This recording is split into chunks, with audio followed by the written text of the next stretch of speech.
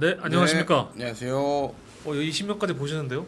그래요? 많이 생각보다 많은. 생각보다 많네요. 네. 한 10명 정도를 예상하고 들어가는데. 정말 감사합니다. 나가지 말고 이렇게 보십시오. 감사합니다. 또 아무튼 이 바뀌고 처음 하는 거잖아요. 네. 저희가 사실 유튜브에서만 진행을 하다가 네이버 치즈직에서 함께 처음으로 시작을 하게 됐습니다. 네. 좀 뭐 사실 구독자가 많지 않아서 좀 걱정을 많이 했는데 그래도 생각보다 많은 인원 들어와 주셨고 아마 그래도 유튜브에서 좀 넘어오지 않으셨을까 네, 라는 생각이 저희 듭니다. 댓글 남겨주시고 뭐 어떤 분이 저희가 그래도 유튜브 꽤 오래 해가지고 그 충성도 있는 분들이 많거든요. 그래서 그분들을 이제 혹시 이제 어떤 네이버랑 연동이 안 되다 보니까 이게 똑같은 분들인지 모르겠지만 그 댓글로 누구누구 남겨주시면은 저희가 한번 더 읽어드리도록 하겠습니다. 네, 저희 방송은 약간 우리 시청자분들과 우리 좀 구독자분들과 좀 소통하는 방송이거든요. 네. 댓글을 많이 남겨주시면 뭐 오늘은 조금 저조할 수 있으나 많이 남겨주시면 소통하면서 또 그거에 답변도 좀 드리고 그래도 저희가 이제 현장 취재하는 기자들이 워낙 많기 때문에 네, 좀 많은 것들 남겨주시면 답변도 해가면서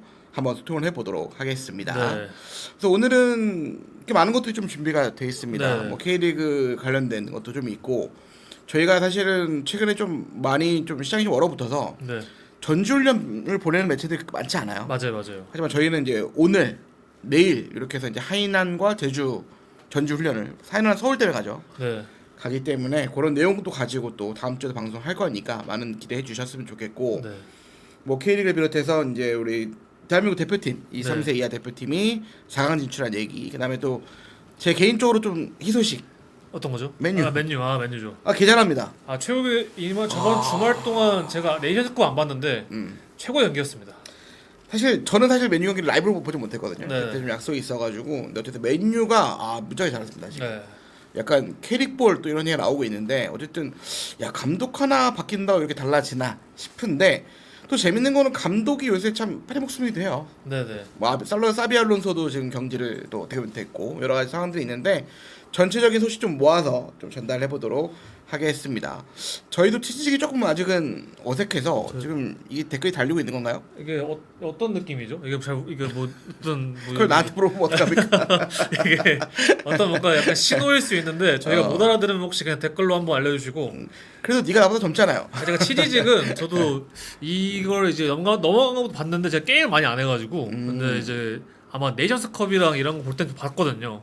근데 한번 뭐 아무튼 댓글 남겨주시면은 좀 어떤 느낌이고 치즈직은 좀 어떤 느낌으로 하고 있나 알려주시면 좀 좋겠습니다. 네, 저희도 적응해가면서 잘 해보도록 하겠습니다. 자, 일단은 첫 번째 소식인데요. 약간 좀 에피타이저 느낌으로 네네. 네이션스컵, 아프리카죠. 또 치즈직에서 단독 중계하고 있잖아요. 그러니까요. 근데 그 해설위원이 반지적이더라. 네, 반선배. 나 오늘 좀 일찍 깨가지고 라이브로 좀 봤는데 진혁 기자가 하더라고. 그래서 좀 뭐가 익숙한 목소리 들리니까 네. 재밌게 봤는데 결승전 진짜 역대급이었습니다. 진짜 대박이었어요. 그러니까 뭔가 축구적인 재미보다는 약간 순수 날 것의 재미 아닌가요? 그러니까 이게 뭐 사실은 월드컵의 그런 장이 주는 재미, 뭐 아니면 유로 그 뭐죠 유로가 주는 뭐 약간 재미, 뭐 아니면 코파 아메리카가 주는 재미 이런 것도 있지만 약간 아시안컵과 아프리카 네이션스컵 이런 대회들이 좀 유럽에서 좀 관심 많이 갖는 것 같아요. 그러니까 특히 나는 이번 경기 보면서 아프리카 특유의 약간 이런 열정들과 네. 어떻게 보면 약간 개싸움 느낌. 네. 이런 게 굉장히 재밌더라고. 네. 아니, 세네갈과 모로코가 이제 개최국인데 붙었는데 그러니까 솔직히 전반전은 확실히 좀 그런 건 있어. 그러니까 이 선수들의 실력이라든가 이런 거에 비하면 전술적인 것들은 좀 약해 확실히. 네. 그러니까 유럽 축구 보면 되게 좀 기계적이고 뭔가 이렇게 전술적으로 잘 완성이 돼 있잖아. 근데 아프리카 네이션스 이 컵은 그러진 않아. 그러니까 개인의 좀 기량을 좀 네. 위주로 보고. 근데 개인의 기량이 뭔가 전술적으로 따라오진 못하는데 그래도 그 나이 것을 주는 것들 재미는 있어요. 근데 전반전을 보면 거의 찬스가 없어요. 그냥 막 서로 투닥거리다가 이렇게 뭔가 이렇게 하다가 후반 되니까 갑자기 확 재밌어지기 시작하는데 가장 재밌었던 거는 이제 막 후반 막판. 이게 어떤 90분 상황이 이후죠. 그러니까 거의 이제 90분 전후로 있었던 일인데 일단 모로코가 그러니까 이제 세네갈이 골을 넣는데 그게 이제 파울을 해요. 그러니까 VAR 안 봤단 말이야. 이제 그 모로코의 주장 하키미. 하키미. 아슈라프 하키미. 하키미가 이제 반칙을 이제 당했다라고 해서 이제 넘어가서 이제 골 취소가 되는데 그러고 나서 이제 또 바로 이어지는 장면에서 이제 세트피스에서 파울이 불린 거야. PK가 판정이 네. 나온 거죠. 근데 그게 또 이제 VAR 끝에 인정이 됩니다. 그러니까 세네갈 입장에서는 아니 이거 왜 우리는 VAR도 안 보고 파울 인정 이렇게 해줬으면서 우리는 왜 VR도 안 보고 이걸 하냐 뭐 이렇게 엄청 깨갖고 감독이 선수를 들어오라고 해요. 철수. 난 처음 본 건 아니지만 되게 좀 이거 세다. 왜냐면 이게 초유의 사태가 일어날 수도 있는 거거든. 그래서 감독이 막 선수를 불러 모아서 선수들도 들어가. 그러다가 막 이제 뭐 모로코 선수들한테 막 언쟁하고 막 별나고 막 세네갈 팬들은 막 관중날이 팔려 그래요. 막 난리가 납니다. 근데 그러다가 난리가 났어. 네. 그러다가 이제 그 마네가 세네갈의 어떤 레전드가 들어와라 해야 된다. 그래서 감독은 나오라는데 또 선수는 들어오라 그래. 그러니까 선수들도 몇몇은 남아 있고 몇몇은 또 들어가 있어요. 네. 그러다가 결국에는 꽤 오랜 시간 지나 선수들이 들어오긴 합니다. 그래서 PK잖아요. 근데 거기에 이제 브라임 디아스라고 네. 레알 마드리드. 그렇죠. 그러니까 에이스예요. 원래 스페인 출신인데 그 아마 이중국적으로 맞아요. 해가지고 그러니까 본인은 이제 뭐 그러니까 사실은 스페인 대표팀을 꾸준히 가겠다라고 14번 대표까지 했는데 스페인에서 결국 안 불렀죠. 그렇죠. 그러다가 한 경기 뛰어서 친선 경기. 네. 근데 어쨌든 모로코 선택을 했고 그 왜 카타르 월드컵 때 모로코가 진짜 잘했잖아. 저도 현장에서 봤지만 모로코 진짜 감동스러웠거든. 네. 그런 장면을 보고 이제 선택을 했는데 이번 대회 최다 득점자입니다. 그 당시 이미 5골 넣고 있었고 넣으면 6골로 완전히 세기를 박는데 뭔가 불안해. 이제 골키퍼 맨디입니다. 첼시에 있었던 첼시 챔스 우승 이끌었던. 예. 그 맨디는 이 사람 뭐 가만히 있어. 그러다가 이제 탁 차는데 파넨카입니다. 네. 근데 파넨카가 이게 좀 멋있게 멋있어야 되는데 그냥 하다 잡혀요. 근데 이제 난리 나고 디아스는 이제 막 감싸. 그리고 이제 후반전이 끝납니다. 연장 가서 세네갈이 개골로 역전. 되게 멋있는 골이 들어가요. 근데 역전을 했고 그 뒤로 막 개싸움이 나요 막. 근데 결국에는 세네갈이 우승을 차지합니다. 그래서 야, 이 아프리카 축구가 주는 이 재미가 상당했다. 네. 그렇고 막 난리 났다가 뭐 판정 시비 뭐 철수했다가 뭐 PK 놓치고 결국에는 세네갈이 이기고. 네. 어쨌든 모로코는 약간 개최국 입장이었지만 아쉽게 우승을 놓쳤던 경기가 됐습니다. 뭐 득점은 어쨌든 그 디아스. 디아스 받았는데 그러니까 울면서 받았더라고요. 그리고 또 모로코 내에서 약간 좀 그 위협도 받고 있다라는 뭐 이슈 벌써? 뭐 그런 얘기 나오고 있고 레알 마드리드 선수들은 좀 약간 그 디아스를 위한 영상 메시지라고 해야 되나? 뭐 우린 너 편이다 이런 거 있잖아요. 하는 것 같습니다. 근데 디아스가 없었으면 모로코가 결승 못 갔어요. 네. 디아스 워낙 잘했기 때문에. 어쨌든 결과 보니까 그분들은 이제 근데 좀 거기서 파넨카는 좀 아니잖아. 쉽지 않았어요. 그러니까 좀 아쉽긴 한데 어쨌든 디아스는 거의 뭐 고개를 못 들더라고. 그렇게 하면서 이제 맞췄고 반대로 이제 하키미 선수가 페어플레이상 받고 뭐 어쨌든 마네가 또 최우 선수를 받고 마네 입장에서 마네는 이제 어쨌든 우승컵을 들고 세네갈 아마 8년 만에 아마 우승을 한 걸로 알고 있어요. 21년도 그런가요? 네. 4년인가? 네. 4년인가 봐요. 어쨌든 이제 최근에 또 세네갈이 항상 우승을 하다가 또 이제 우승을 한 맞아요. 건데 마네가 어찌됐든 좀 유종의미를 거둔. 근데 마네가 이제 유럽에서는 좀 벗어나서 이제 있는데 어쨌든 마네가 레전드로서 유종의미를 거둔. 근데 그런 걸 보면서 아시안컵 우리도 손흥민 선수의 좀 마지막 마네랑 손흥민 선수랑 같은 시대거든. 네, 맞아요. 나이도 같아요. 그 같죠. 네. 그 세대에 잘했던 선수가 이제 손흥민, 마네, 뭐 살라, 네이마르 네. 이런 선수들이 있는데 손흥민 선수도 아시안컵에서 저런 모습 볼 수 있을까? 이런 게 조금 감정이입이 되긴 하더라고요. 네. 그래서 어쨌든 마네 우승으로 이렇게 끝이 났습니다. 네. 이렇게 좀 해보고요. 이제 바로 이제 국내 축구 이슈로 한번 가보도록 하겠습니다. 이민성호가 좀 비판을 많이 받았어요. 네. 이 사람한테 경기력이 좋지는 않았지만 어쨌든 호주를 격파하면서 4강 진출했죠. 조별리그는 조금 쉽지 않았어요. 어쨌든 이민성 감독이 이끄는 U23 대표팀이 좀 선수를 어쨌든 초반부터 모으려고 했고 해외파나 아니면 지금 K리그 잘했던 뭐 박현빈, 황도윤, 뭐 서재민 이렇게 좀 모으려고 했었는데 뭐 이적이나 이런 이유로 못 왔고요. 그러다 보니까 이 선수들이 좀 나쁘다는 게 아니지만 그래도 최정상 몸 상태에 있는 선수가 아니다 보니까 좀 그런 것도 있었는데 근데 그럼에도 불구하고 지금 만났던 게 이란, 레바논, 우즈베키스탄이었는데 뭐 일단 1승 1무 1패를 겨우 올라온 걸 차치하더라도 경기력이 너무 안 좋다. 그러니까 이 축구를 뭐 하는지 모르겠다 하고 또 있었고 최근에 또 최근도 아니죠. 정몽규 회장이 온 이후로 뭐 성인부터 뭐 연령별 U20 바고 튼다 이런 말 있었는데 약간 그게 또 하필 이 대회가 지상파로 중계되면서 많은 분들이 어떤가 보다 했다가 진짜 너무 못해가지고 그래서 또 이제 이영표 해설위원님이나 이렇게 좀 비판적인 내용들이 언론을 타면서 더 뭔가 그런 이슈였던 것 같아요.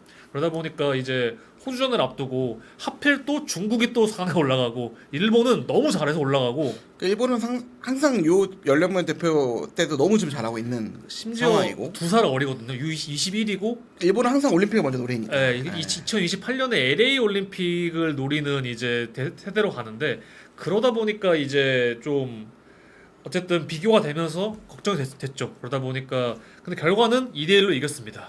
다행히도. 근데 사실 나는 이번 대회를 뭐 이렇게 지켜보면 느낀 건 베트남에 좀 어쨌든 이따 얘기했지만 약점도 있고 그리고 중국이 드디어 황금 세대가 되게 많아. 아 근데 그 이따 얘기했지만 푸체 감독이 진짜 우주 수비. 우리는 안 된다. 우리는 뭔가 뭐 재판도 아닌데 그 인터뷰 그랬어요. 뭔가 개인적으로 뭔가 만들어 가지고 이런 거 치면 안 되니까 일단 절대 골 먹히지 말자. 그거부터 나오는 거죠. 근데 최근에 요 세대랑 그 전세, 그러니까 20세랑 23세 요 세대들이 좀 우리랑 붙었을 때 지금 중국이 좀 이기는 경우가 좀 있습니다. 그렇죠. 이번에도 아니 이번도 아니죠. 저번에 이제 U23 무슨 대회였는데 거기서 이겼죠. 그러니까 중국이. 그러니까 뭐 친선대, 중국에 좀 뭐 이런 친선대도 많이 옛날에 판다컵이나 이런 거 많이 여는데 그런 데서 우리나라가 되게 조금 중국을 좀 쉽게 못 이기는 경우도 많이 생기고 있고, 그러니까 중국이 어찌됐든 사실 뭐 중국 워낙 땅덩이 크고 나라가 또 인구가 많으니까 어쨌든 맞아요. 그런 상황이고 베트남도 약진하고 있고 일본, 뭐 한국 여전히 강하고 여기에 이제 우즈벡이 또 열린번 대표는 굉장히 강해요. 정말 잘합니다 요즘에. 그러니까 우즈벡은 그 세대 항상 강했어. 네. 근데 그게 A 대표팀과 연결이 안 됐었지만 최근에 어쨌든 우즈벡은 A 대표팀까지 잘하고 있고 월드컵 올라갔고 그뭐 월드컵 간 이번 최초로 간 유로단도 있고 그러니까 이게 아시아 레벨들이 이번 아프리카 축구 보면서 느꼈던 거와 이번에 2, 3세를 보면 느끼는 건 좀 강해졌다. 이런 생각이 좀 많이 듭니다. 어쨌든 이제 우리나라도 뭐 많은 전문가들이 얘기를 하시지만 제대로 준비하자면 이제 앞으로 먼 미래를 보지 않으면 쉽지 않을 수 있다라는 거야. 그런 것들이 좀 이번 대회를 보면서 좀 많이 느꼈던 것 같습니다. 그리고 어쨌든 그 채팅이 이제 나오는데 이제 뭐 하이난님이 원래 이미 하이난이셨나 모르겠는데 근데 이게 채팅이 원래 안 써졌었나요? 뭔가 약간 치지직은 그런 재미인가? 약간 그 이모티콘 이런 재미인가요? 아무튼 그러니까 뭐 이모티콘 모드로 오프를 우리 하셨나봐. 아 이게 뭐 있군요. 그런가봐. 근데 이제 써지는 걸로. 네, 하이난이라고 해서 네. 하이난을 갔습니다. 곧 가죠. 네, 곧 갑니다. 오늘 네. 아 아니야 내일 가. 내일 비행기죠. 네, 아무튼 그렇습니다. 아무튼 이제 이민성 감독이 어쨌든 이 경기를 좀 약간 분석하자면은 일단 그 이영표 해설위원님이나 좀 많은 분들이 말한 대로 사실 조별리그 때 태도가 굉장히 좀 많이 안 좋았어요. 뭔가 투지가 없어 보였죠. 그러니까 압박이나 아니면 뭔가 좀 만들어가는 어쨌든 좀 밀리고 있을 때도 좀 이런 게 만회가 안 된다 보니까 좀 고민이 있었는데 그래도 호주전 때는 어떠한 이유인지 언론들이 하도 뭐라고 하는지 그래도 몰라도 선수들이 정말 많이 뛰었다. 그리고 이민성 감독이 중원이 지금 별로 없어요. 그러니까 강상윤이 지금 부산 나가고 지금 뭐 이찬욱도 있고 김한서도 있지만 조별리그 때 안 좋았다 보니까 이제 풀백 배연서 강민준을 미드필더로 넣고 정말 우리도 약간 지키게 나섰습니다. 일단 호주와 피지컬 싸움을 붙기보다는 좀 내려앉아가지고 지키게 나섰고 이제 그 백가운의 골이 나오면서 좀 잘 풀어갔지만 후반에 실점을 했죠. 근데 그 이후에도 정말 잘 지키고 이민성 감독이 그 틀 안에서 벗어나지 않았기 때문에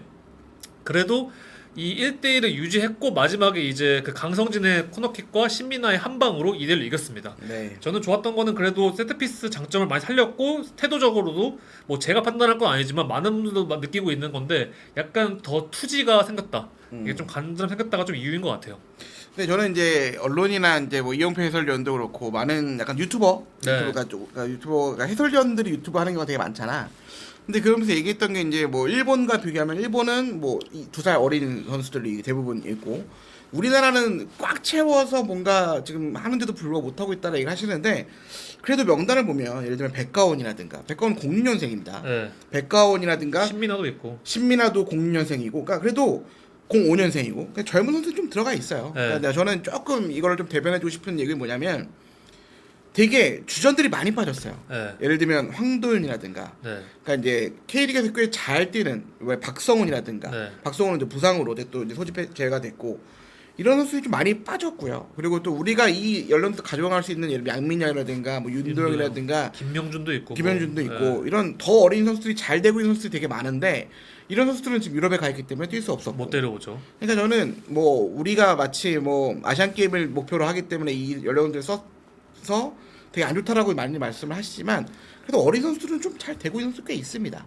근데 그런 선수까지 다 오고 뭐 요 나이대 맞는 뭐 황도인이라든가 이런 선수들이 또 만약에 왔다면 또 좋아지지 않았을까 네. 그런 생각 좀 들어요. 김지수도 부상으로 어쨌든 아마 못 왔겠지만 못 왔고 강상현도 이제 이 대회에서는 완전 핵심으로 강상현이 진짜 아쉽지. 핵심으로 네. 섰는데 쓰려고 했는데 이제 1차전부터 이제 왼쪽인데 막 그게 시즌 아웃까지는 아니지만 그래도 큰 부상까지 아니어도 대회를 소화하지 못하겠다는 판단을 받고 나갔죠. 그렇기 때문에 뭐 계획이 뭔가 이게 뭐 대변이라면 대변이지만 이 상황적으로 좀 봐야 뭔가 우리나라가 최정의 압도적인 선수들을 가지고 와서 못하고 있다 이건 아니고 맞아요. 약간 좀 계획적으로 좀 했던 것들이 약간 꼬여가고 아까 제가 말한 대로 몇몇 선수들이 이적 때문에 이거를 좀 약간 오기 좀 애매하던 선수도 있었고 그렇기 때문에 이제 그런 부분에서 막 너무 막 비판을 받을 정도는 태도적인 것밖에 없다 생각합니다 저는 개인적으로. 근데 그 경기가 약간 좀 태도적으로 좀 우즈벡 때, 뭔가, 우즈벡 때. 조금 그랬긴 했는데 그러니까 이걸 또 너무 싸잡아서 우리 선수들이 좀 약하거나 뭐 이렇게 하진 않았으면 좋겠다는 생각이 들고 요 연령대 그리고 더 어린 연령대는 상당히 유럽파들도 꽤 있고 네. 꽤 좋은 선수 꽤 많습니다. 그래서 그런 기대가 마치 우리는 요 최적화를 했는데 되게 못하고 있고 네. 일본은 2살 어린데 되게 잘하고 이런 건 느낌은 아니라는 그리고 거지. 또 비교를 하는 게 일본 선수들 중에 대학 선수들이 몇 명 있거든요. 근데 일본은 우리나라랑 대학 그게 개념이 다르더라고요. 달라요. 일본은 대학이 무슨 우리는 프로 못 간 선수들이 대학을 간다라는 네. 인식이 있지만 일본은 달라요. 그러니까 약간 거기가 대학 무대를 약간 U23 아니면 U22 리그처럼 운영을 해가지고 우리나라는 막 말씀하신 대로 약간 프로 지명 못 받거나 아니면 좀 약간 실패한 선수들이 가는 리그인데 일본은 그 대학 자체가 거의 프로랑 연결되는 데 많아가지고 그 지역 내에서 맞아요. 사실상 그 대학 선수지만 실제로는 우리나라보다 프로 경험이 많은 이렇게 많다 하더라고요. 그래가지고 뭐 그렇습니다. 사실은. 그래서 미토마가 우리 네. 처음에 잘못 알려줬어요. 네. 그러니까 미토마, 그러니까 우리 초반에 미토마가 이제 막 브라이트를 잘할 때 이런 게 알려졌다고. 마치 이 선수가 어렸을 때부터 유망주가 아니었는데 네. 공부를 하다가 이 선수가 왜 되게 학급하고 그쵸. 뭔가 대학교 그 드리블 논문, 논문 쓰고 막 맞아요, 이런 맞아요. 이런 얘기가 나오면서 이 선수가 되게 학급하고 공부를 하다가 뒤늦게 뭔가 이런 게 아니야. 그 선수 개 유망주였고 그리고 이제 대학은 일본 대학은 프로랑 연결이 말씀하신 것처럼 돼서 프로가 먼저 지명한 다음에 대학 보내는 경우도 많아요. 그러니까 이게 우리랑은 좀 다르다라는 거. 어쨌든 그렇게 좀 이해를 해줬으면 좋겠고. 자 그다음에 이제 김상식의 베트남이 굉장히 잘해요. 대단합니다. 그러니까 사실은 이제 김상식 감독은 이제 전북의 레전드고 뭐 성남과 전북의 레전드고 어떻게 보면 전북 팬들한테는 조금 애증이 있는. 그렇죠. 그러니까 저 레전드는 맞지만 좀 막판에 좀 팀이 너무 안 좋았을 때 뭔가 막 뭐 팬들이 뭐 버스도 맞고 뭐 이랬던 경험이 있어 이제 베트남 감독이 됐는데 지금 박항서 감독 그 레전드를 썼던 박항서 감독이 어쨌든 길을 열어줬다면 김상식 감독이 지금 더 잘해주고 있어요. 네. 그러니까 원래 박항서 감독이 했던 기록들을 다 하나하나 지금 깨고 있고 이번에 조별리그를 전승으로 1위로 간 거는 처음이래. 그렇죠. 그만큼 되게 뭔가 엄청나게 무슨 뭐 압도적으로 이렇지는 않지만 상당히 촘촘하고 네. 역습이 굉장히 좋아요. 그리고 또 많은 또 약간 그 박항서 감독이 떠나시고 그 트루시에라고 옛날 2002년 일본 월드컵 엄청 못했지. 근데 그래서 많은 분들이 박항서 다음 바로 김상식이었기 때문에 뭔가 박항서 감독의 유산 같은 것들을 그대로 이어왔다 생각하시는데 되게 텀이 그래도 있습니다. 지금 멤버들은 특히 약간 이제 김상식 감독 체제에서 큰 선수이기 때문에 맞아요. 정말 김상식 감독이 그래도 뭐 전북에서의 기록이 있기 때문에 폄하되고 있지만 이 베트남 내에서만큼만 보면은 정말 잘하고 있다. 저 얼마 전에 그 작년에 베트남 그 전주훈련 서울 아, 때문에 네. 갔다가 감독님 만났어요. 거의 같은 거의. 네, 그러니까 서울 전주훈련이 하노이였는데 그때 거기가 약간 우리로 치면은 그거 같은 거 NFC 같은 거야. 아, 예. 그러니까 대표팀에서 거기 감독님 사저가 있어. 그 자택이 있어. 네. 거기 감독님 이렇게 머리서 이렇게 보여. 그럼 인사해. 예, 헤이 막 이래. 되게 워낙 친근한 감독이잖아. 예. 인사도 나오고 좀 얘기도 나눴던 기억이 있는데 그때 했던 말 좀 기억나. 그러니까 전임 감독이 어쨌든 전전 감독이 박항서 감독 워낙 잘해 놓으신 거 맞고 그 세대는 조금 지나가고 있어. 그렇죠. 그러니까 오히려 트루시에가 했던 게 조금 실패를 하니까 김상식 감독은 젊은 선수를 많이 기용했거든. 예. 그러니까 20세, 23세를 23세를 또 감독이 직접 운영을 하잖아. 이 선수들을 국가 A 대표팀을 많이 올린 거야. 그렇죠. 그러니까 어떻게 보면 이 세대 교체를 잘했고 몇몇 선수들은 이미 대표팀에 뛰고 있어요. 아까 김상식 감독 체제에서. 그러니까 이게 우리는 만약에 뭐 홍명보 감독 23세까지 같이 했다? 욕 바가지 먹었겠죠. 근데 베트남은 아무래도 조금은 이제 발전을 해야 되기 때문에 박항서 감독도 그렇고 김상식 감독도 그렇고 이 선수들도 같이 합니다. 그러니까 이 선수들을 키워서 잘 가고 있어요. 그리고 상당히 이 전술적인 색깔도 비슷하게 운영을 하고 있어요. 그러니까 상당히 수비적으로 가지만 빠른 역습. 그리고 딘박이라고 예. 7번이거든. 예. 잘해요. 그 선수가 제가 이삭의 담당이 한국보다는 베테랑 많이 맡았거든요. 네. 딤박이라고 있는데 딤박. 골을 많이 넣었어요. 골도 네. 많이 넣고 되게 여유로워. 근데 나이가 되게 어려. 네. 그러니까 이 선수가 또 이미 A 대표팀까지 좀 가고 있더라고. 그러니까 이런 것들을 김현식 감독이 참 잘 가고 있다. 그리고 팀을 잘 만들어놨고 베트남에 맞게 어떻게 보면은 지금 많은 감독들 뭐 사비 알론소라든가 뭐 아모림이라든가 본인의 색깔만 너무 좀 밀어붙였던 실패한 경우가 좀 있거든. 김현식 감독은 본인의 색깔도 물론 중요하지만 좀 팀에 좀 맞춰서 가는 그러니까 그런 걸 잘 가고 있더라. 그래서 워낙 경기력 자체가 뭐 4강, 8강 뭐 8강전인가 그래서 불러봤었는데 네. 굉장히 잘해요. 아랍에미리트랑 2대1로 비겼다가 이제 연장전에서 골 넣고 이기는 어떻게 보면 뒷심도 되게 있고 동남아 팀들이 피지컬이나 체력 같은 게 좀 부족하다는 말이 있는데 저는 뭔가 이제는 좀 그런 편견도 좀 없어진 것 같아요. 아무래도 그러니까 이제 뭐 그러니까 박항서 감독 물론 이제 참 기분 좋은 건 우리나라 감독들이 참 동남아를 잘 만들었는데 말레이시아에도 있었고 아니면은 또 인도네시아도 있어. 그러니까 신태용 감독은 좀 유럽에서 뛰는 선수들을 대거 좀 이렇게 모아서 좀 잘 운영을 했는데 신태용 감독 떠나고 좀 안 좋고. 네. 반대로 또 이제 베트남에서도 비슷한 걸 했지만 지금 김상식 감독 그런 것도 있지만 잘 키워내고 있다는 거지. 그래서 확실히 이 동남아 축구도 발전을 하면서 이 아시아의 이런 리그라든가 아니면 아시아의 이런 대회들이 꽤 이제 어려워지고 우리도 이제 진짜 반성을 하고 뭔가 장기적으로 보지 않으면 이거 쉽지 않겠다. 그렇죠. 이런 생각이 좀 많이 들었던 대회입니다. 네. 어쨌든 김상식 베트남은 중국과 대결을 하고요. 네. 그리고 우리나라는 운명의 한일전을 하게 됩니다. 한일전 어떻게 좀 보세요? 네, 일본이 너무 잘해가지고 일단 객관적으로 보면은 당연히 일본이 많이 우세하고요. 그리고 또 아까 오자마자 나한테 그랬죠. 개털리겠죠? 그러니까 저는 경기 내용은 솔직히 많이 탈릴 것 같아요. 그러니까 볼 차는 게 그 선수들은 맞춰본 티가 너무 많이 나요. 그리고 어떤 특히 일본에도 유리한 게 거의 풀 로테를 돌려가지고 운영을 했고 또 이제 우리나라보다 하루 더 쉽니다. 그래서 이게 좀 그런 면에서 좀 우위가 있을 거고 대신에 이제 우리나라는 그게 있죠. 절대 한일전을 지면 안 된다. 그게 있기 때문에 좀 그런 면에서 좀 버틸 것 같습니다. 근데 최근에 우리가 물론 A 대표팀이나 한일전부터 좀 많이 졌어요. 네. 뭐 첨사도 좀 기억이 나고 하는데 또 어린 선수들 뭐 예전에 뭐 아시안 게임 금메달 딸 때도 우리가 최근에 계속 일본을 꺾고 지금 우승을 하고 있고 그래도 꽤 나쁘지 않은 전적이거든. 그래서 좀 나는 좀 그런 거를 좀 영대산 본다. 네. 저는 또 의외로 또 말씀하신 것처럼 우리나라의 그런 약간의 그 한일전만큼은 질 수 없다라는 네. 저력들이 좀 나오지 않을까. 그러니까 이런 생각이 들어. 이종현 감독의 명언이잖아. 발리거나 개발리거나 네. 아니 바르거나 네. 약간 이런 느낌도 좀 들 정도로 좀 그렇고. 그러네 하이나님도 얘기를 해주셨는데 빠진 분 굉장히 많습니다. 뭐 김지수, 강상윤, 이영준, 이현주 요 나이대들, 양민혁, 03부터 06까지 다 포함하신 건가? 뭐 윤도영, 뭐 배준호도 사실은 가능한 나이대인가? 네. 배준호 03이어서 03이 가능한. 네. 그럼 배준호도 아시안 게임은 그냥 가능한 나이네. 그쵸 2002년생부터 안 되는 거니까. 네. 그러니까 박승수는 훨씬 더 어리고 그 선수도 되고. 07이니까 네. 박성수는. 그러니까 사실 지금 말씀해주신 하이나이 말씀해주신 이 선수들 다 들어오면 11명 나와요. 그 정도로 어쨌든 많은 선수들이 빠져있긴 한데 어쨌든 좀 재밌을 것 같아요. 생각보다는 이게 한쪽으로 그러니까 물론 일본이 점유율도 높고 뭔가 잘 풀어가겠지만 좀 지키고 좀 때렸을 때는 또 우리나라에 좀 저력이 있지 않을까 네. 생각이 좀 듭니다. 또 다른 건 좀 어떻게 보세요? 뭐 짚어야 될 포인트라든가. 어쨌든 가장 관건은 이제 세트피스인데 우리나라가 은근히 조별리그부터 세트피스 잘 활용을 했습니다.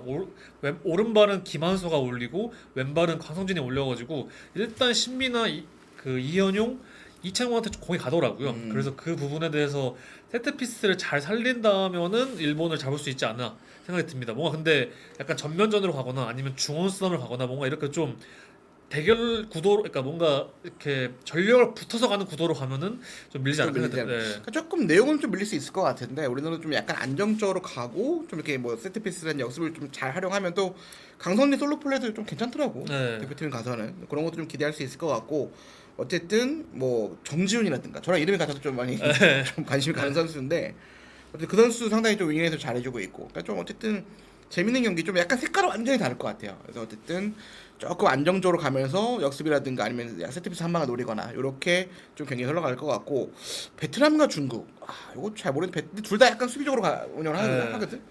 그러면 딱 뭔가 이 공간이 발생했을 때 이 둘이 어떻게 활용을 할지 저는 베트남이 잘할 것 같아요. 그리고 중국이 어쨌든 8강 아니 4강까지 올라오고 했는데 골이 한 골밖에 없어요. 그러니까 4경기 동안 한 골도 안 먹혔는데 아닌가? 두 골인가? 근데 되게 진짜 없긴 해요. 아, 승부차기로 이겼구나. 맞아. 그래서 한 골밖에 못 넣었는데 그래도 중국이 잘 막을 것 같긴 하지만 베트남 결국 이길 것 같습니다. 아 베트남 조직이 꽤 괜찮아요. 네. 그리고 저는 내심 우리나라 이거 좀 베트남과 좀 결승에서 붙으면 좀 한국 더비가 되니까 네. 그런 걸 좀 기대해 보면 좋을 것 같습니다. 좋습니다. 여기까지 이제 좀 해보고 이제 K리그 이적 시장에 대해서 좀 이야기를 좀 해보려고 네. 합니다. 또 우리 신동 기자 또 준비도 많이 했는데 일단은 뭐 전북부터 좀 해볼까요? 아니면 개막 일정을 K리그 2부터 해볼까? K리그 2요? 수원부터? 자 이제 개막 일정이 나왔어요. 그럼 K리그 네. 2부터 해보겠습니다. 네. 일단 개막 일정이 오늘 네. 공개가 됐습니다. 아, 근데 개막전부터 난리야. 그 우승을 노리는 두 팀, 수원 삼성과 서울 이랜드. 이랜드가 네. 붙습니다. 지금 일단은 두 팀 모두 좀 보강을 좀 잘하고 있잖아요. 네. 되게 우승으로 꼽히는데 두 팀 좀 정리 좀 해주시죠. 수원은 이제 이정효 감독이 오고 확실히 이정효 감독이 원했던 뭐 패신, 김민우, 뭐 송주훈, 일단 최근에 또 김준홍이 왔고 이제 부상으로 때문에 아마 그 전지훈련을 거기 치앙마인가 치앙마이. 못갈 것 같은데 정우영까지 오고 하면은 그리고 또 이 팀이 약간의 불안점이라고 보면은 너무 어립니다. 지금 다 나갔어요. 어린 그 나이 많은 선수들이. 그래도 이제 그 나이 어린 선수들 중에서도 이정효 감독이 키울 수 있는 또 그거 특화돼 있잖아요. 이정효 감독이. 그럼. 뭐 윤근영이나 김도현이나 이런 선수들을 잘 키울 수 있기 때문에 또 그 와중에도 뭐 송주훈, 양영모 뭐 중간중간에 그런 베테랑들도 있으니까 이 팀이 좀 기대되는 게 크죠 아무래도. 그리고 이랜드도 이제 작년에 이제 성적 실패하고 이제 영입한 선수들이 박재용, 민성준 이렇게 또 선수들이 있고 오스마르 김호규와 계약을 그 나이 많은 선수 계약을 했지만 그래도 좀 어린 선수들을 좀 주위를 많이 만들어가지고 거의 그 김호규, 오스마르 제외하고는 2000년생, 1999년생이 거의 중고참여 하더라고요. 그러니까 어린 선수 꽤 많아. 너무 많아가지고 근데 그 자체로 만들어도 김도영 감독이 이제 사실 김도영 감독도 이제 울산을 갈 뻔하다가 좀 그런 것 때문에 이제 어쨌든 여러 가지 이유를 못 갔지만 더 동기부여를 갖고 이랜드를 이제 승격까지 이끌 것 같습니다. 그리고 이제 그 핵심 선수들 이제 에울레라 이런 선수들도 다 남았잖아. 네. 어쨌든 이랜드도 꽤 보강이라든가 좀 잔류를 잘 시켰기 때문에 개막전부터 빅뱅이고요. 그리고 또 이제 새로운 뭐 김해 용인 뭐 이런 팀들이 또 개막전부터 홈 경기를 하더라고. 네. 상당히 좀 기대되는 매치업들이 굉장히 많다. 네. 그리고 이제 앞으로 수원 선수 이제 거의 이적 시장은 이제 거의 끝나가는 분위기입니다. 네. 지금 이렇게 멤버를 꾸리고 워낙 또 멤버가 좋았던 팀이기 때문에 이 멤버에 이 더해진 사실 홍정호, 김준홍 물론 정원 선수 좀 홍정호 있네. 홍정 그러니까 정원이 좀 부상이기 때문에 언제까지 못 뛸지 모르겠지만 어쨌든 이렇게 홍정호, 김준홍만 해도 작년 수원의 그 약점을 다 할 수 있는 핵이긴 해요. 저는 작년 수원 보면서 약간 진짜 골키퍼랑 센터백 한 명만 딱 있으면 좋겠다는 생각 진짜 많이 했거든. 네. 딱 그 자리에 정말 K리그에서 탑급을 영입을 했기 때문에 원에서 탑급 선수들 네. 영입한 거잖아. 그래서 이 수원의 이종현 감독과 함께 또 얼마만큼 또 올라갈 수 있을지 또 개막 상대이 또 이랜드이기 때문에 두 네. 팀의 그 약간 미리 보는 결승전 같은 느낌으로 할 수 있지 않을까라는 생각이 듭니다. 그러니까 전북 이야기를 좀 이제 K리그 1에서는 좀 해야 될 것 같아요. 울산 얘기는 사실 그렇게 많지는 않아요. 왜냐면 울산이 지금 영입이 안 하는 게 아니라 못 못하고 하고 있는 있는 거라. 수준이라 일단 외부 영입은 페드링요밖에 없고 대부분 이제 심상민, 이규성, 야고 이런 선수들 같이 임대 복귀한 선수들을 좀 그 선수들 위주로 하려고 하고 있고요. 근데 이제 관건은 뭐 많은 분들이 아시는 대로 영입을 못 하다 보니까 뭐 또 근데 고승범 같이 떠날 수 있는 이적을 선수도 요청했다라는 있는 얘기가 되게 많죠. 애플 서울이랑 매우 연결돼 있는 선수들도 있고 그러다 보니까 울산은 뭔가 2월 중순쯤에 이제 아시아 챔피언스리그를 하는데 그때부터 관심이 클 것 같아요. 어떤 축구를 하고 이 남은 선수들을 가지고 물론 그 전까지 영입을 하려고 하겠지만 만약에 안 될 경우에 어떻게 운영을 하고 할지를 좀 지켜봐야 될 것 같습니다. 올해는 울산이 좀 우승 후보에서 좀 멀어지는 해가 될 것 같긴 해요. 네. 이제 구단 내에서도 뭔가 우승에 대한 마음보다는 좀 이 어려운 이 힘겨운 요 시즌을 좀 풀어가는 느낌이 많더라고. 네. 구단과도 좀 통화를 최근에 좀 했었고 뭐 잡지 인터뷰 때문에 좀 했었는데 조금 올해는 좀 숨고르고 하고 좀 구단을 좀 정성화시키는데 사실은 지난해 너무 울산치고는 너무 많은 일들이 좀 있었잖아. 뭐 그쵸. 신태용 감독 사건도 있었고 김방호 감독이 또 팬들의 지지를 못 받는 상황도 네. 있었고 여러 가지 좀 뭐 선수 내에서도 또 여러 가지 말들이 좀 많았는데 그런 걸 좀 올해는 좀 정리하고 좀 가야 되는 상황들이 좀 나올 것 같고 그러니까 이적보다는 그리고 사실 이적 시장에 돈이 없는 건 아니야 울산이 네. 돈을 쓰는데 같은 돈을 쓰면 울산 안 가요. 다 지죠. 네. 그러니까 이 선수들이 참 그러니까 돈을 더 써 오히려. 근데도 저는 딴 데 갈래요. 이런 게 지금 굉장히 많습니다. 만약에 지금 송민규 건 사실 그런 케이스거든. 어쨌든 그런 게 좀 많아지면서 울산은 조금은 이제 김현석 감독 중심으로 좀 팀을 좀 만들어가는, 좀 팀을 다 잡는, 그리고 아마 이동경의 좀 원맨 팀이 되지 않을까도 좀 네. 생각이 듭니다. 이동경이 또 얼마만큼 해주고 수비적으로는 꽤 괜찮은 선수들이 많이 있어요. 김영건도 있고 뭐 조현우도 있고 여러 가지 있으니까 좀 그런 느낌이 좀 돼야 될 것 같습니다. 전북은 좀 전진우 이적권이 좀 있죠. 전준우가 계속해서 지난 여름부터 커리어 하이를 찍은 뒤부터 유럽 진출 욕심이 있었지만 지난 시즌 남았고, 그리고 남으면서 물론 후반기 때는 좀 부진했지만 그래도 더블이라는 업적을 달성하면서 트로피 추가했고요. 근데 전진우가 어쨌든 감독이 바뀌면서도 이적은 추진했는데 잘 안 되는 느낌이어서 맞아요. 조금 초반에는 좀 안 되는 분위기였어요. 네, 그래서 스페인 훈련까지 합류하면서 그래도 전준우가 지금 송민규나 뭐 나간 상황에서 이제 측면을 그대로 맡겠구나 싶었는데 이제 영국 챔피언십 옥스퍼드 유나이티드로 옥스퍼드. 지금 제가 알기로는 메디컬 테스트까지 끝났고 계약도 거의 마무리되고 등번호까지 나온 걸로 알고 있습니다. 등록까지 나왔어. 네. 그래서 이제 전준우가 이제 옥스퍼드 입단이 거의 확정됐고 하필 또 스페인 훈련을 갔으니까 영국이랑 멀지 않아요. 그렇죠. 바로 가면 되지. 바로 가면 됩니다. 근데 옥스퍼드 상황이 쉽지 않습니다. 그러니까 강등권인 것 같은데. 그러니까 뭐 전진우가 여러 팀들이 노렸다고 하지만 가장 적극적이고, 그러니까 관심, 제가 이적 시장에 보면서도 관심, 이적, 오퍼 정확한 이런 제가 다르거든요. 근데 확실히 옥스퍼드는 지금 굉장히 급합니다. 보니까 그 옥스퍼드가 약간 토트넘에 관련 있어 보여요. 그 윌 랭크셔라고 그 유망주도 거기에 있고 제이미 돈리 거기도 있어요. 토트넘 유망주 많이 뛰고 있구나. 네, 거기서 이제 영입을 좀 빅클럽에서 유망주로 데려오면서 하려고 했는데 지금 순위가 23위거든요. 근데 24 챔피언십이 22, 23, 24가 강등되는데 24위인 셰필드 웬즈데이는 그 재정 징계 때문에 마이너스 7점이야. 승점이. 사실상 꼴찌예요, 옥스퍼드가. 근데 뭐가 안 좋냐면은 골이 일단 안 터지고, 일단 그런 면도 있고, 여러모로 이제 이 팀이 감독까지 바꿨는데 최근에 이제 맷 블룸필드 감독이 오면서 바꿨는데도 안 풀리고 있거든요. 근데 그걸 타개하기 위해서 겨울 이적 시장에 좀 나섰고, 하지만 돈이 많지 않기 때문에 한정되는 예산으로 하다 보니까 그 전부터 좀 관심이 있고 하던 전진우를 데려오는 것 같습니다. 그러니까 전진우한테는 상당히 도전이에요. 네. 그러니까 뭐 조건이나 이런 건 사실 남아 있는 게 더 나을 수도 있습니다. 네. 근데 생각보다 우리 K리그에서 탑급 명물 받는 선수들이 유럽 가도 더 못 받는 경우가 꽤 굉장히 맞아요. 많고요. 그리고 이번에 전진우 사가에서는 사실 다른 팀들 좀 관심은 있긴 있었어요. 그러니까 MLS 팀도 한 팀 정도가 꽤 관심이 있었다고 하는데, 그러니까 사실 요게 어쨌든 유럽에 있던 거스포엣이라는 감독이 어쨌든 왔다가 이제 1년 만에 나간 건 좀 아쉽긴 하지만 그 거스포엣 감독이 꽤 도움을 많이 줬다 하더라고요. 네. 그러니까 보엣 감독이 전준우 선수가 왜 우리도 이적 시작 우리도 이제 기자들 이렇게 뭐 할 이직할 때 때. 레퍼런스가 엄청 콜 많이 받잖아. 근데 이 유럽에 있는 또 명 감독이기 때문에 이런 레퍼런스 콜 되게 많이 받나 봐. 네. 근데 그러면서 되게 추천 많이 했다 하더라고. 전준우 진짜 좋다. 그러니까 이게 사실은 유럽 감독이 왔을 때 뭐 선진적인 축구 또는 뭐 여러 가지 뭐 있겠지만 우리가 그러니까 예전에 히딩크 감독이 좀 그런 걸 좀 많이 했지. 맞아요, 뭐 맞아요. 박진성이라든가 뭐 이런 거 왔고 벤투 감독도 뭐 황인범을 내보낼 때나 이럴 때도 굉장히 도움 많이 줬다 하더라고. 김지수가 브랜트포드 갔는데도 도움 줬다고 하더라고요. 그리고 엄지성도 마찬가지. 네. 그러니까 이런 것들이 유럽에 있는 감독들이 이렇게 좀 왔을 때 이런 도움을 좀 받을 수 있는. 그러니까 이제 전준우도 뭐 미국 팀도 있었고 뭐 전북 잔류도 사실 되게 큰 고민을 했었고.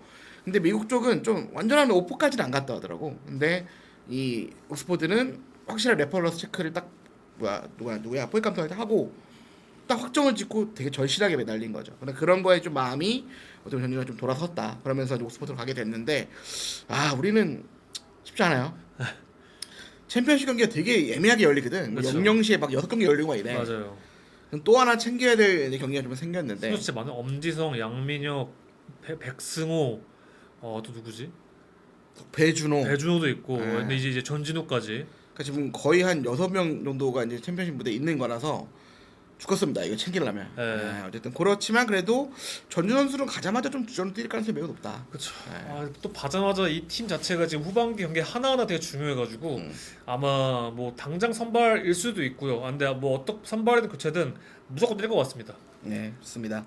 자, 그럼 이제 마지막으로 이제 서울의 이제 보강 작업을 좀 이야기를 해야 되는데 송민규부터 좀 얘기를 하죠. 뭐 송민규 선수가 본인 이제 SNS에 좀 전북과 작별을 밝혔죠. 그러니까 뭐 좀 뒷이야기들이 좀 되게 많은데 어쨌든 편지지에도 좀 초록색이어서 네. 전 팬들이 감동을 많이 받으셨더라고. 네. 근데 서울로 가는 거에 대해서 약간 뭐랄까 좀 반감이 있으신 분들도 있는데 그래도 마지막까지 좀 이렇게 뭐 손편지라든가 아니면 전북을 상징하는 색깔 썼다라는 이런 것들은 좀 있고 그리고 어떻게 보면 전북과 서울도 라이벌이긴 하지만 이 현대가 더비는 울산으로 가지 않은 것도 약간 전진우래 이 송민규 선수의 그런 게 좀 있었다고 하더라고. 예전에 네. 또 포항에 있던 선수기 때문에 좀 울산과는 좀 라이벌이 또 있고 그러니까 여러 가지가 좀 팬들에게는 그래도 그래도 마무리 잘 한 게 아닌가. 네. 물론 좀 서울로 간 거에서 좀 뭐 정팬도 약간은 좀 있겠지만 그 이야기를 좀 해보시죠. 그러니까 송민규가 어쨌든 전북과 4년 반 동안 계약을 했고 전 재계약을 어느 순간 한 줄 알았는데 그게 재계약을 아니더라고. 안 하면서 이제 올 시즌 그러니까 지난 시즌 끝나고 이제 전북과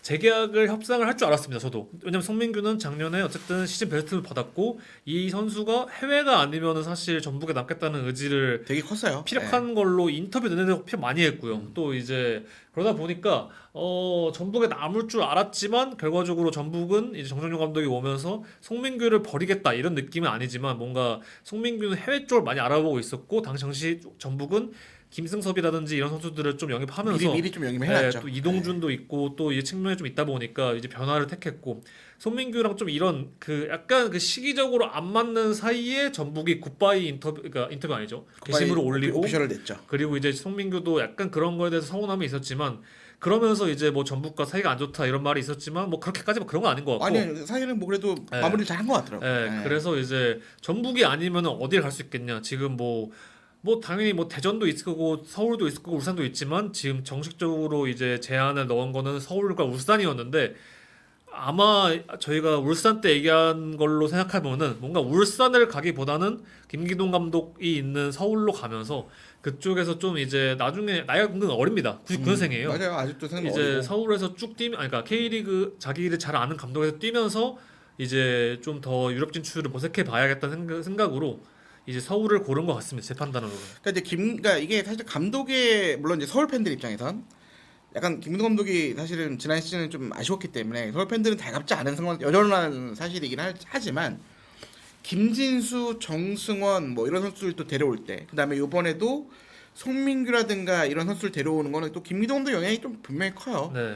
그러니까 아무래도 이제 송민규 선수 입장에서는 본인을 키워준 감독이고 그러니까 최근에 어쨌든 이 김기동 감독 연이 있던 선수들이 꽤 들어오고 있습니다.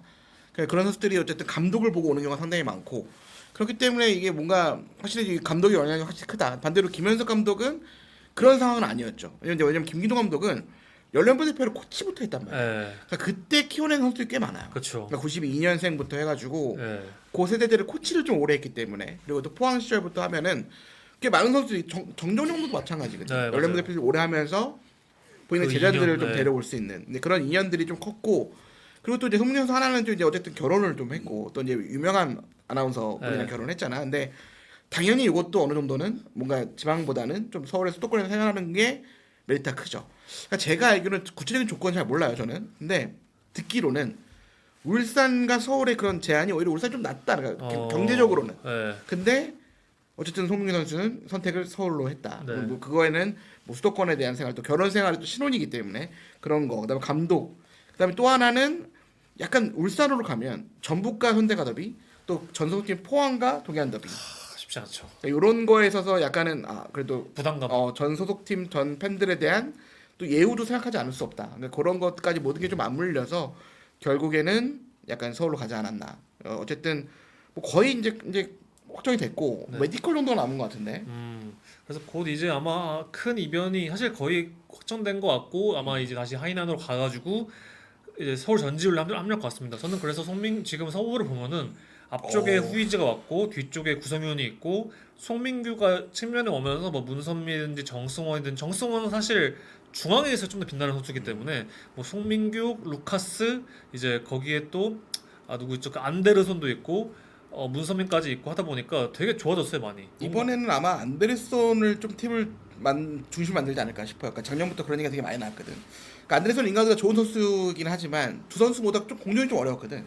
이번에는 좀 안데르손 중심으로 가고 좌우에 이제 송민규, 그다음에 옆에는 뭐 정승원을 쓸 수도 있고요. 뭐 아니면 어쨌든 뭐 안데르손도 윙어도 가능하고 그러니까 다양한 조합이 가능할 것 같아. 미드필더에 바베츠도 왔죠. 맞아요. 바베츠도 있기 때문에 물론 어떤 느낌인지 모르겠지만 보강 확실했다. 근데 얼마 전에 바베츠 에이전트 만날 것 같거든요. 네. 밥을 먹었는데 네. 상당히 파이터야. 아. 파이터 스타일. 그러니까 피지컬에도 상당히 좋고 완전 수미 스타일 아니야 보네요. 완전 수비래. 완전 수미예요. 그러니까 이제 K리그에서 좀 없는 유형의 좀 미드필더인 것 같아. 그러니까 내가 물어봤지. 그러면 나 걱정됐던 건 좀 키가 크고 좀 이렇게 파이터형이고 근데 볼 주기도 괜찮은가 보더라고. 네. 물어봤지. 많이 뛴대 또. 그러니까 어떻게 보면 이거는 이제 그 친구가 얘기해 준 건데 김민호 감독도 이미 좀 많이 검증을 좀 했다. 그러니까 단순하게 그냥 딱 보고 온 게 아니라 김민호 감독이 본인 스타일에 맞게 좀 선수를 좀 많이 봤다. 네. 그래서 영입이 됐고 뭐 14번 대표도 거친 선수고 괜찮다고 하더라고요. 근데 물론 이 선수가 얼마만큼 해주냐에 따라 서울의 삼선이 상당히 요동칠 수 있어요. 왜냐면 서울이 삼선이 좀 부족한 건 사실이고 황도현이라든가 뭐 이승모 이런 정승원 뛸 수 있고 하지만 좀 부족한 건 사실이에요. 어쨌든 이 선수가 얼마만큼 해주냐에 따라 이렇게 좀 될 것 같고 서울은 이제 보강은 딱 2달이 남았어요. 가인한 말씀대로 이 센터백 야잔 센터백과 3선 고승범을 노리고 있는 이유죠. 그래서 네, 두 선수 지금 야잔의 거치와 고승범이 과연 서울을 선택할 것인지. 고승범 어쨌든 전준호랑 같이 울산의 입장은 엄청나게 좀 조건을 좋게 해주던 아니면 데려가겠다는 네. 거예요. 왜냐면 없어. 울산은 지금 그 시급하거든 그 자리가. 미드필더가 정우영 나가고 이규성이 왔긴 하지만 정우영 나가고 또 누구 나갔는데 아무튼 나가면서 좀 많이 비었어요. 그러다 그쵸. 보니까 좀 어려움이 있으니까 굳이 고승범을 내보낼 필요는 없는 상황이죠. 냉정히 봤을 때. 근데 어쨌든 울산은 최대한 데려가겠다. 네. 근데 고승범 선수는 약간 울산과의 그런 뭐 예전부터 좀 안 좋았어요. 작년에 뭐 여러 가지 사건 그런 걸 떠나서 고승범이 약간은 뭐 여러 출산 휴가 뭐 이런 걸로 문제가 약간은 좀 팀에 좀 마음이 좀 떠났다는 얘기 되게 많았거든요. 그래서 결국에는 좀 이적을 요청했는데 이게 어떻게 될지는. 근데 FC 서울 가능성이 그러니까 만약에 간다면, 그러니까 이적을 한다면 FC 서울의 가능성이 높은데 아직 뭔가 확정되는 느낌은 아닙니다. 네. 어쨌든 계속 울산은 정말 좋은 조건 또 그리고 울산은 원하는 건 돈보다는 선수예요. 그렇죠. 그러니까 좋은 선수를 뭔가 이렇게 트레이드를 하거나 아니면 이 돈에 연결하거나 뭐 여러 가지 방식들이 있을 텐데 그런 게 아니면 울산은 조금 데리고 가겠다, 좀 달래서 쓰겠다라는 분위기인데 어쨌든 서울은 그래도 끝까지요. 어쨌든 그래도 급한 분을 껐거든. 그래서 바베치가 왔고 또 왔기 때문에 정말 필요한 선수가 바로 고승범. 김동훈이 진짜 좋아하는 유형이야. 그러니까 네. 이미 작년에 서울에 왔을 때부터 고승범을 엄청 노렸어. 그러니까 정승원, 고승범은 되게 오랜 시간 본 선수 그 감독이 봤단 말이야. 그래서 그냥 데려올 수 있을지는 조금 지켜봐야 될 것 같습니다. 어쨌든 서울이 정말 관심을 갖고 협상까지 하는 건 맞아요. 근데 이게 과연 어떻게 끝날지는 좀 지켜봐야 되지 않을까. 야자는 좀 나간다면 더 큰 거 파장이 클 것 같은데 파장이라기보다는 좀 전력 누수가 큰 것 같은데. 야잔도 지금 사실은 이제 좀 그런 쪽에 얘기는 저도 해봤는데 바뀐 건 없어요. 그러니까 이게 야잔 불발됐다 아니면 야잔 아예 끝이다. 재계약한다 이런 분위기도 아니에요. 그러니까 근데 지금 상황에서는 조금 더 뭔가 불발에 가까워 보이긴 하는데 또 야잔이도 이게 스토리에 자꾸 서울 유니폼을 계속 올려요. 그러니까 팬들은 야 가만 보지 말고 빨리 해라 할 거면 하고 아니면 가라 이건데 희망 고문 느낌인가? 그러니까 서울이 정해놓은 데드라인들이 있거든요. 데드라인이 있는데 그것도 이미 거의 사실상 이제 넘어가는 분위기거든요. 그럼에도 불구하고 서울은 문제는 김민범이 너무 원해요. 그러니까 김민범 감독이 야잔만큼은 좀 잡아줬으면 좋겠다. 그거는 이미 몇 달 전부터 그렇게 얘기를 해왔고 그래서 야잔을 최고 대우해주면서 이렇게 남기려고 했던 거거든. 김민범 감독이 내년에 그 플랜을 야잔이 있어야 박성훈을 쓰든 이한도를 쓰든 이 수비진이 운영이 된다. 그러니까 야잔은 무조건 붙바지. 그 옆에를 약간은 뭐 경험치나 높이가 필요하면은 이한도, 약간 이런 패기가 필요한 박성훈, 야잔은 중심이야. 그러니까 그거를 갔는데 야잔이 떨어져 나가면 이게 쉽지가 않거든. 그러니까 김민범 감독은 가급적이면 잡아달라. 근데 좀 분위기는 바뀐 건 없답니다. 그러니까 뭐 완전 결론을 났습니다. 뭐 물론 이제 하루 이틀 안에 또 결론될 수도 있고 뭐 재개될 수도 있겠지만 어떤 상황은 변한 건 크지 않다. 그리고 대신 서울은 플랜 B를 만들고 있다. 그래서 플랜 B로는 당연히 그 뭐 링크가 나오고 있는 선수를 포함해서 그 유럽 리그에서 많이 뛰었던 선수 한 명과 또 어쨌든 이 센터백을 보고는 있다. 그리고 야잔이 어쨌든 딱 결렬이 되는 순간 바로 작업을 할 수 있게끔 준비를 하고 있다. 그러니까 서울도 그 포지션이 되게 중요한 성을 알고는 있기 때문에 그 자리와 그 3선 요게 해결이 되면 서울은 끝. 만약에 된다면은 저는 뭐 어떻게든 좀 해결된다면은 서울은 뭐 지난 시즌이 뭐 어떻고 저쩌고를 떠나서 올해 정말 뭐 전북 대전이 지금 2파전으로 양상으로 전망되고 있는데 그 대열에 끼지 않을까 생각이 듭니다. 그러니까 서울이 만약에 최상의 시나리오 야단 재계약 고승범 들어와. 네. 그럼 우승부라고 봐야죠. 네, 저도 3강이 될 것 같아요. 그러면 딱 전북, 대전 서울, 그러니까 이제 대전도 보강이 꽤 괜찮았잖아. 네. 엄원상이라든가 뭐 루빅스톤. 루빅스톤이라든가 잘 됐고 전북은 나간 근데 전북이 좀 나간 선수가 많다고 느껴지긴 해요. 네, 그래서 그 김진규 선수도 최근 유튜브 어디 나와가지고 좀 그 나간 선수 너무 많아가지고 좀 걱정된다 하더라고요. 왜냐면 그 영광 함께 선수들이 거의 그러니까 척추 같은 선수들이었기 때문에 박진섭이라든지 특히 뭐 분위기 잘 만들어주는 뭐 송민규라든지 이랬었기 때문에 좀 걱정이 좀 크지 않을까 생각됩니다. 저는 박진석, 홍정호는 대체하기 쉽지 않다. 그러니까 지금 송민규 나간 자리는 김승섭이 들어갔고요. 이동준도 있으니까. 이동준도 있고 이승우도 그 자리에 뛸 수 있어요. 네, 맞아요. 그러니까 이승우도 윙어가 되니까 송민규는 나간 자리가 그렇게 크지 않을 전북 입장에서 크지 않을 수 있어요. 근데 박진석, 홍정호는 난 크다고 봐. 어쨌든 그 자리가 뭐 오베르단, 박지수가 대체할 건데 물론 잘하는 선수들이지만 그 전북에서 가지고 있던 그런 뭐라 그러지 그 영향력 이 그쵸. 면에서는 어렵기 때문에 그러니까 라커룸에서의 그런 그쵸, 영향력, 그쵸. 뭐 분위기를 이끌어가는 게 있기 때문에 또 감독도 새로 왔기 때문에 물론 이제 존윤형들 그런 거를 잘 만드는 감독이라 기대는 해봐야 어쨌든 전북은 우승 후보는 맞는데 네. 좀 너무 많이 나갔다. 서울은 만약에 이게 들어오면 서울도 충분히 이 3강 안에 낄 수 있지 않을까. 더 재밌을 것 같아요. 네. 그냥 개막 빨리 했으면 좋겠고. 그랬어요. 저는 네. 그만 기다리고 있습니다. 제 인생에 이제 나가기 때문에. K리그를 엄청 좋아해요. 네. 네, 그렇습니다. 그래서 뭐 이렇게 얘기해 보니까 사실 많이 바뀐 건 우리가 많이 바뀐 건 없는 것 같아요. 어쨌든 근데 이적 시장이 끝나가고 있는데 제가 알기로는 어쨌든 이적 시장이 좀 많이 남았잖아요. 네. 1차 전지훈련이 끝나면 또 약간은 변동이 있을 수 있다고 하더라고요. 그렇죠. 왜냐면은 거기서 이제 좀 이른바 여기 괜찮아 보였는데 안 괜찮아 보이는 포지션도 있는 거고 또 선수들 중에서도 뭐 부상당한 선수도 있을 거고 하니까 이제 그 안에서 이제 돈을 더 쓸 수도 있는 거고 트레이드를 할 수도 있는 거 하는 거다 보니까 아마 1차가 끝나면 조금 더 지금보다 더 활발하지 않을까 생각이 듭니다. 그러니까 1차 전지훈련이 끝나면 그런 게 있어요. 선수들이 나는 이 팀에서 내가 주전으로 생각했는데 내가 못 뛸 수도 있겠구나. 그쵸, 그러면 그런 것도 이적을 하는 경우도 있고. 그런 것도 있고. 그러면은 약간 상위권 팀들이 좀 이탈자가 좀 있거든. 그렇죠. 그러면 이제 약간 중하위권 팀들이 혹은 2부나. 2부나 이렇게 잘 또 이게 된 게 있습니다. 그래서 지금 현재는 이 정도가 좀 정가 맞는 네. 것 같아요. 네, 네. 뭐큰 건이라고 뭐가 큰 건인지 모르겠지만 그래도 큰 건이라기보다는 아마 이제 전지훈련 돌아오는 시기가 아마 2월 초중순 될 텐데 뭐 다른 데 떠난 팀도 있겠지만 아마 그 시기쯤에 여러 이야기가 들릴 수도 있다는 생각이 듭니다. 네, 맞습니다. 어쨌든 송민규의 거치는 거의 서울로 이제 이렇게 졌고 남은 거는 이제 고승범, 그러니까 대여라고 치면 이제 고승범 정도가 이제 대여라고 보는데 과연 어떻게 될지 그러네, 네. 좀 지켜보면 좋을 것 같습니다. 자, 이제 K리그 좀 얘기 나가고 10분 정도 이제 남았는데 프리미어리그 얘기 좀 해볼까요? 맨유. 대단했습니다. 저 사실 라이브로는 못 보고 지금 약간 하이라이트만 보고 들어왔거든. 네. 저 맨유 팬이잖아요. 네. 이걸 라이브로 못 봤대. 그 시간에 술을 먹고 있었다니. 너무 잘하던데 하이라이트만 봐도. 너무 시간대가 9시 반이어가지고 너무 좋아서 저도 쉬는 날이었는데 봤는데 느낌이 어떤 느낌이냐면 맨유가 이런 축구를 할 수 있었나? 선수 정신 상태가 물론 다른 경기에서 열심히 했겠지만 진짜 너무 열심히 하는 거예요. 미친 듯이. 그리고 이 선수들이 막 티키타카를 하고 그러니까. 뭔가 원래 이런 축구는 하면 아니었거든요. 뭔가 되게 하나하나 플레이에 자신감이 있어 보였다. 물론 뭐 당연히 홈에서 하고 이제 캐리 감독이 오면서 그런 게 있었겠지만 저는 이 맨유 한편 느낀 게 진짜 아모림은 무슨 짓을 한 것인가 이 팀에. 네. 이 새끼 뭐 했냐 이런 네. 식이 되게 많습니다. 그러니까 1년 반 동안 1년 반은 아니고 1년 내지 뭐 그 시간 동안 이렇게 팀을 만들 못했는데 캐리 감독 오자마자 물론 뭐 이게 얼마나 할지 모르겠지만 그래도 저는 아무리 감독 온 이후에는 이런 게 없었거든요. 제 개인적으로 봤을 때 이런 경기가 있어봤자 몇 분은 아니지만 그래도 이 경기는 뭐 경기력을 떠나가지고 너무 맨유 잘했다. 그냥 맨유가 뭐 어떻게 이겼냐 물어본다면 정신력에서 그냥 완전히 맨시티를 이겼다 판단하고 있습니다. 근데 저도 이제 풀경기 못 봤지만 이제 다 보고는 들어왔거든요. 근데 되게 압도를 했어요. 네. 점유율이나 이런 건 조금 밀리긴 했는데 네.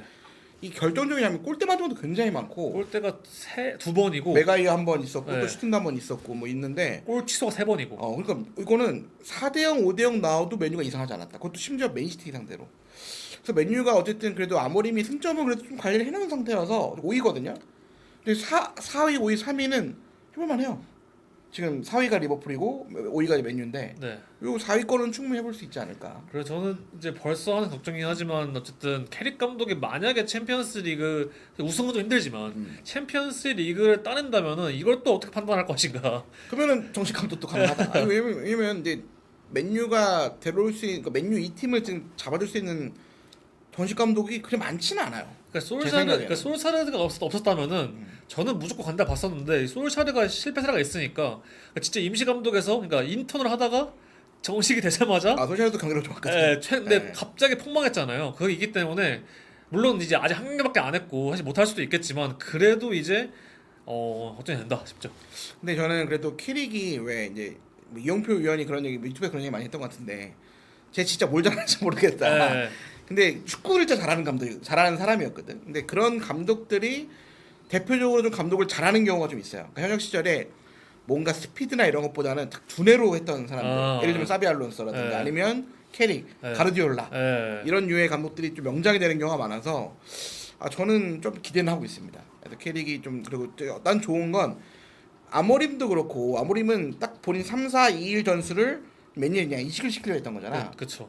그리고 뭐 테나우도 마찬가지. 자기 축구 스타일 그대로 이식시키려 했다면 요 캐릭은 이 팀이 가장 잘하는 걸 좀 하는 느낌이긴 그쵸. 해요. 그러니까 브루노를 활용하는 거나 아니면 리산드로나 이런 선수들을 활용 봤을 때 일단 메가이어를 막 중앙에 놓고 리산드로는 좀 많이 움직이게 하고 좀 이런 틀 자체를 뭐 어떤 사람들은 뭔가 틀이 없는 거 아니야 했는데 맨유는 워낙 그 틀 때문에 당한 사람 많으니까 저 솔직히 브루노를 일단 지금 얘기하지만 네. 브루노 왜 선동 쓰는지 아직도 모르겠었다고 생각했어요. 그거는 최악이었죠. 아니 카세미로 오케이. 카세미 너무 요새 저희 다시 전성기 갔거든. 잘해. 그럼 그 옆에는 좀 더 카세미가 약간 활동량이 떨어지니까 뭐 아니면 뭐 차라리 마이너를 넣든가 하고 이제 브루노 올렸어야 되는데 브루노가 수비도 잘하긴 해. 많이 네. 뛰고. 근데 이 선수를 삼순에 넣으면 이 장점을 너무 죽이는 거거든. 그렇죠, 그렇죠. 그러니까 난 차라리 만약에 3-4-2-1이면 두 번째 이선에 브루노 넣는 게 낫지 않나? 그러니까 좀 더 윙어로 뛰더라도. 근데 주장창 3선 뛰었단 말이야. 나는 이게 너무 이게 좀 아깝다고 생각했는데 딱 캐릭 오자마자 바로 10번. 네. 그게 너무 좋더라고. 그래서 진짜 맨유가 어쨌든 꽤 잘했지. 그 다음 경기도 아스널이야. 그냥 아스날까 잡는다 이러면 정식 감독 가야지. 가야지. 예. 찬성입니다. 그럼 없어 데롤 감독. 나는 사실 맨유를 이 휘어잡을 수 있는 지금 감독은 투헬 정도? 난 투헬도 싫어요. 아 그래요. 너무 세. 예. 그럼 100%또 언해피가 나와요 선수들 중에. 예. 그러니까 나는 그런 것보다는 좀 이게 맞는 얘기인지 모르겠지만 좀 맨유 DNA 갖고 있는 선수 감독이 좀 와서 하루 나쁘지 않다고 생각해. 그쵸. 지금은. 근데 만약 캐릭이 이 정도 선에서 아스널까지 잡고 좀 이번 시즌 3위권 4위권을 마무리해준다? 저는 충분히 잘하다고 봅니다. 참 알 수가 없는 축구인 것 같아요. 네. 어쨌든 캐릭이 보여주는 전술적인 능력들이 꽤 괜찮았기 때문에 좀 기대를 해보고 우리 둘 다 잘생겼다는데 거짓말입니다. 뭐 누군지 모르겠지만 근데 이제 지인인 거 생각이 들어요. 투표 한번 가자. 이거 충원하냐? 어쨌든 맨유 반등할 것 같다. 라는 얘기 듣고 네. 반면에 토트넘은 이번 시즌도 어렵네. 저 뭐 몇몇 토트넘 제가 커뮤니티 봤었는데 토트넘 최악의 감독인 것 같다. 왜냐면은 토트넘이 우리나라에 이제 좀 많이 그 전에 너무 옛날에 저희 모르니까 그러니까 2000년대 한 초중반부터 봤을 때 보면은 토트넘에 뭐 여러 감독 있었지만 뭐 후안데 라모스도 있었고 포체티노 있었고 뭐 누누 뭐 있었지만 약간 누누 때와 비교할 정도의 최애 감독이 하더라고요. 폴 플레이크가. 왜 최애 감독이냐? 이 최애 감독이 최악의 감독인 이유는 이 감독은 너무 이른바 뭐라고 이게 방송이 모르겠지만 너무 쫄보 축구를 한다. 그러니까 이런 팀을 맡을 능력이 안 돼 있다라는 생각을 된 것 같아요. 그러니까 지금 경기력을 보면은 그러니까 뭐 성적은 뭐 너무 안 좋아요. 뭐 8경기 1승이고 32경기를 해가지고 13패고 너무 안 좋은데 문제가 이게 아니라 이 선수들을 어떻게 활용하고 할지를 모르는 것 같은 느낌이 들고 특히 막 1000억 800억 아니면 뭐 로메로나 이런 선수 같이 정말 스타 선수들을 어떻게 대우하고 관리할지를 모르는 것 같다는 크기 때문에 이 토트넘이 프랭크를 선임한 이유를 알겠지만 이 프랭크는 딱 약간 브렌트포드 느낌 아니면 뭐 팰리스 이런 느낌의 감독이었지 올라올 때 아니었다라 평가가 되는 것 같습니다. 그렇기 때문에 지금 토트넘 팬들은 뭐 현지 팬들도 그렇고 뭐 타임폴 체인지라고 해가지고 경질 요구를 하고 있고 뭐 레전드들도 많이 얘기를 해요. 네. 근데 끝날 때 끝난 것 같다라는 네. 얘기를 많이 합니다. 그래서 이제 BBC나 이쪽에서는 지금 이사를 소집을 했는데 프랭크 경질론이 좀 커지는 것 같아서 저는 조만간 뭔가 나오지 않을까 생각이 듭니다. 그러니까 결과론적인 얘기를 하는데 포스테글로를 좀 남겼어야 되지 않나 싶기도 해요. 진짜 그거 진짜 다 결과론적이긴 하지만 이렇게 못할 바에는 차라리 포스트가 낫지 않았나. 어쨌든 우승은 했기 때문에. 그리고 뭐 다 기사에 나오는 내용이 하지만 말 잘 들었다니까 그래도. 그러니까 포스테 감독은 선수를 좀 좋아했던 것 같아. 네. 특히 로메로가 엄청 좋아했거든. 네. 손흥민 선수 마찬가지. 맞죠. 그래서 나는 좀 그런 부분이 조금 뭔가 아쉬운데 어쨌든 경질은 돼야 되지 않을까라는 생각이 듭니다. 네. 투표하니까 의미가 있을까요? 왜 내가 충원 형 얘기를 했냐면 충원 선배랑 나랑 그 외모 투표 때 졌거든. 네. 비참하게 깨졌습니다. 그리고 카리나 장원영이 하시는 누가 카리나고 장원영이죠? 누가 카리나고 누가 장원영이죠? 그만큼 막상 말하죠. 내가 충원 형한테 외모로 질 줄은. 이또 우리 엄마가 그 뒤로 시금연패했어요. 우리 엄마 가끔 내 방송 봤거든. 그때 전 유튜브에서 그거 했던 건데 그냥 뭐 한두 표 차이가 아니라 그 투표를 1000명 가까이 했거든. 80대 2로 졌어요. 8대 2로. 그러니까 800명이 충원 형을 선택한 거지. 그 뒤로 충원 형이 엄청 놀리거든. 너도 알지, 내가 관시당하고 있는 거. 나중에 한번 다시 재투표 한번 어디가에서 또 질까봐. 또 지면 빼박인 거죠. 아무튼 그렇고. 자 이제 레알 마드리드 얘기하고 좀 마무리를 좀 짓도록 하겠습니다. 알론소 경질 여파. 레반세전 승리는 했지만 비니시우스 향해서 좀 야유가 좀 있었습니다. 좀 어때요? 레알 홈 경기장에서 했는데 일단 레알 팬들이 일단 이 팬들은 경기를 보러 온 게 아니라 제 생각에는 비니시우스 야유를 온 것 같아요. 물론 뭐 벨링엄도 야유를 받고 하지만 비니시우스 잡을 때마다 막 새소리 같이 막 약간 야유가 우 이게 아니라 약간 제 생각에 약간 인종차별이 들어간 것 같아요. 약간 좀 뭔가 이른바 원숭이를 좀 흉내내는 듯한 좀 그런 소리를 내면서 비니시우스가 공 잡을 때마다 야유를 했거든요. 근데 물론 이 경기는 레반테한테 레알이 2대0으로 이겼습니다. 하지만 이제 비니시우스는 끝나자마자 바로 나왔어요. 그러니까 다른 팬들 표정이 되게 안 좋더라. 네, 발베르데나 뭐 이런 선수들은 야유가 나오긴 하지만 그래도 박수 치면서 인사했는데 비니시우스는 딱 휘슬이 불자마자 바로 나왔거든요. 뭔가 근데 이제 페레즈 회장이나 뭐 레알 기사를 보면은 지금 약간 오히려 야유를 할 팬들 약간 우리 팬들 아니야 이런 느낌으로 오히려 비니시우스 좀 보호하고 있기 때문에 지금 레알 팬들은 그런 거예요. 비니시우스가 도대체 잘하긴 하지만 도대체 어떤 의미를 가진 선수길래 이렇게까지 보호를 하나. 물론 이게 다 정확한 팩트는 아직까지 나오지 않았지만 비니시우스가 어쨌든 알론소 감독한테 약간 항명 아닌 항명을 하고 그러면서 팀 분위기가 좀 흐트러졌고 유일하게 그 안 냈잖아요. 그러니까 뭐 벨링엄, 음바페 다 고마웠다 이런 얘기 했는데 유일하게 좀 안 낸 선수가 또 비니시우스죠. 그래서 그 분위기를 망친 이 선수를 물론 내보내는 문제가 아니라 왜 이렇게 감싸냐. 그러면서 지금 레알 팬들은 좀 이제 뭐라 그러지 보드진한테 좀 불만이 있는 상황이고 그래서 이제 분위기가 뭔가 레알은 이제 너무 비니시우스 그러니까 이슈가 뭐 축구를 잘하냐 못하냐 뭐 아르벨로아가 어떤 축구를 하냐 뭐 이런 게 아니라 비니시우스 다 되는 것 같아 집중이. 그래서 지금 또 이렇게 하다 보니까 하필 또 이제 우리나라에도 좀 이런 울산 경기에서 울산 팀에서 신태용 감독이랑 이청용 이런 게 있었고 하다 보니까 요즘에 뭔가 이 선수와 감독 사이가 좀 옛날 느낌이 좀 더 아닌 것 같다. 이게 다 비단 우리나라만의 문제가 아니라 해외에서도 마찬가지 느낌이 되고 있다. 이런 것 같습니다. 그러니까 참 요새 이런 스타 선수를 다루는 게 참 쉽지는 않은 것 같아. 그러니까 뭐 최근에 이정현 감독이랑도 인터뷰를 했었고 정유 감독이랑도 인터뷰를 했었는데 이 감독들이 공통적으로 얘기 하나 딱 있어. 선수들을 대립하려고 안 되고 설득하고 이 선수들이 내 말을 좀 들을 수 있게끔 설득을 하는 작업들이 좀 필요하다. 그러게 아니면 요새 선수 말 안 듣는다는 거지. 그러니까 알론소 감독이 그 역할을 할 줄 알았거든. 왜냐면 스타 플레이어 출신이고 레전드이기 때문에. 근데 생각보다는 좀 대척점이 좀 있더라고. 근데 그런 것들이 좀 이제 사실 좀 어떻게 보면 선수가 이기게 될 싸움인데 나는 레알이 앞으로 좀 더 잘하려면 그러니까 예전에 BBC 라인을 보면 호날두가 대빵이잖아 누가 봐도. 그럼 벤제마가 희생을 했어. 그다음에 베일도 일정 부분 희생을 해 호동생이었기 때문에 마찬가지로 MSN도 메시가 왕이고 네이마르가 희생을 했거든.